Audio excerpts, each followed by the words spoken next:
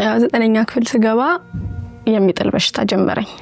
ከየት እንደምታመን ሲው አይታወቅም። እሺ እንደው ቀኑን ታስታውሻለሽ? ለመጀመሪያ ጊዜ ወደቅሽበት ቀን ድባቡ? አስታውሳለሁ።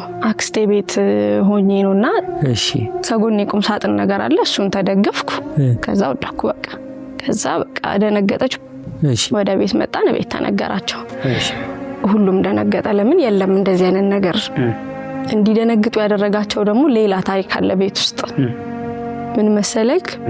ያጎት ልጅ አለችና አባቴ ወንድም ልጅ እህቴ ነች። በእውነቱ እንደዚህ ስል ያራኳት ይመስለኛልና ሁላችንን የሚያሳደገችን እሷ ነች።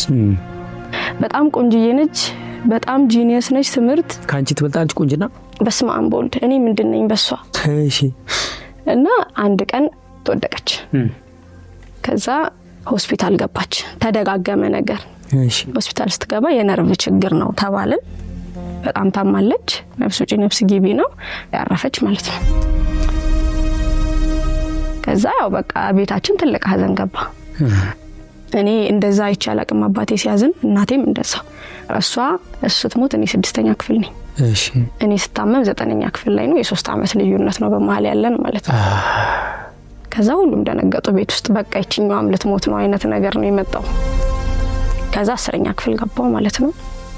ያው ያመኛል፣ በቃ ለመድኩት። ህመሙ ምንድነው? ስሜቱ ያው ይጥለኛል። እሺ ሰውነቴ በጣም ይንቀጠቀጣል፣ አረፋ ያስደፍቀኛል፣ አይኔ ይገለበጣል። እሺ ከዛ ከተወሰነ ደቂቃ በኋላ ነቃለሁ። ስነቃ ያው ነገሮችን የማስታወስ ምናምን ነገር ቶሎ አይኖረኝም። በጣም እንቅልፍ ይጥልብኛል። ኃይለኛ ራስ ምታት አለው ከነቃው በኋላ። እና ያው እንደዚያ ካመመኝ የሆነ 3 ቀን 4 ቀን ትምህርት ቤት አልገባም። እሺ እና ህመሙ ራስ ምታት 3 ቀን ይቆያል? ይቆያል። ፌመስ ሆንኩኝ በበሽታ ማለት ነው። እሺ እና ቺሚጠላት ልጅ ከሱም ከፋልና ሴጣን ያለባት ልጅ መባል ጀመርኩ። በስመ አብ ወወልድ ወመንፈስ ቅዱስ። እና እኔ ደግሞ እግዚአብሔር የተመሰገነው ምንም አይመስለኝም። ስቄ ነበር ማልፈው። በሰዓቱም ጥሩ ጓደኞች ነበሩኝ። ቶሎ ነው ሽፍንፍን አርገው የሚወስዱኝ። ስነቃ ወንድሞቼ ይመጣሉ፣ ወደ ቤቴ እገባለሁ፣ ተኛለሁ፣ ያልፋል። ከበድ እያለ የመጣው 11ኛ ክፍል ከገባሁ በኋላ ነው። ሲጀምረኝ ይታወቀኛል። እንዴት ነው በእናትሽ ነገሩን የምታውቀው ይመስልሃል? እኔ አሁን እዚህ ጋር ሊያመኝ ከፈለገ ይሄን ነገር ከዚህ በፊት ያየሁት ነው ይመስልኝ። የምታወራውን ሳታወራኝ ቀድሜ አውቀዋለሁ። ከዛ ትለዋለህ ካንተ የዛ ሰዓት ድብልቅልቅ ይልብኛል። ይሄ ዴጃvu እንደሚባለው ምስል ይመጣብሻል ማለት ነው። yes ከዛ የሆኑ ሽታዎች፣ ድምጾች ምናምን ይመጣሉ። ከዛ በቃ ሽው ነው። ምን ያህል ደቂቃ ጋፕ አለው አሁን የማስጠንቀቂያ ከሰጠው? በጣም ትንሽ ሴኮንዶች ናቸው እነዚህ ነገሮች የሚያልፉት። ስለዚህ ቶሎ ቁጭ ማለት ምናምን ትችያለሽ?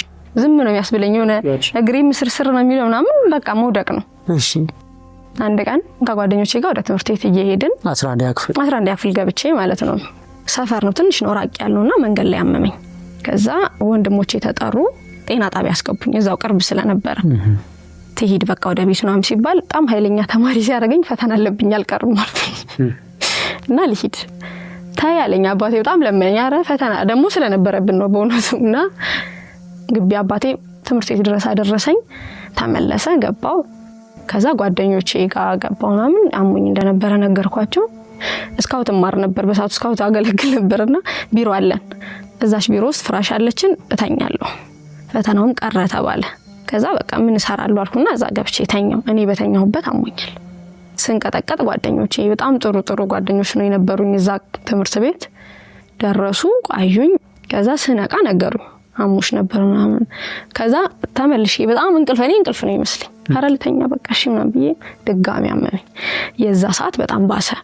ለምን ስትንቀጠቀጥ ጥርስ ይሄ ይነከሳል፣ ጉንጭ ምላስ አይተርፍም ምንም ነገር። በጣም ነካክሼው ጥርሴም ከንፈሬም ግጥም ስላለ ባፍንጬ ይመጣ ደሜ።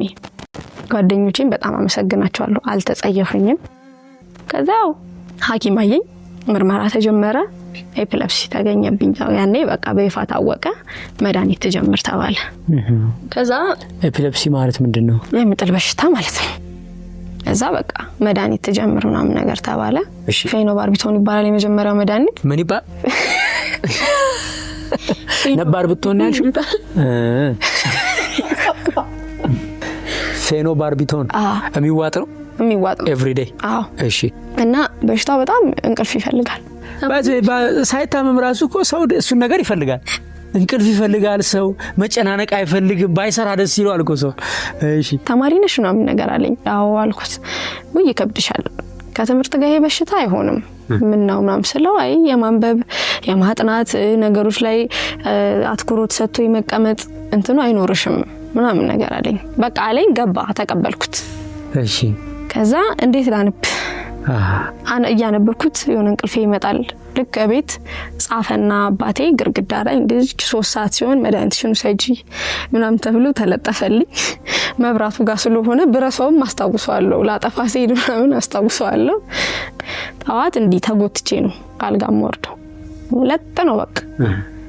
ከዛም እዛው 11ኛ ክፍል ያለው አንዴ መጥፋ ወዳደቅ ወደኩኝ። ኮከበ ጽባጋ እንደዚህ ከርቭ ነገር ስለሆነች በጣም ብዙ አደጋ ይመጣል።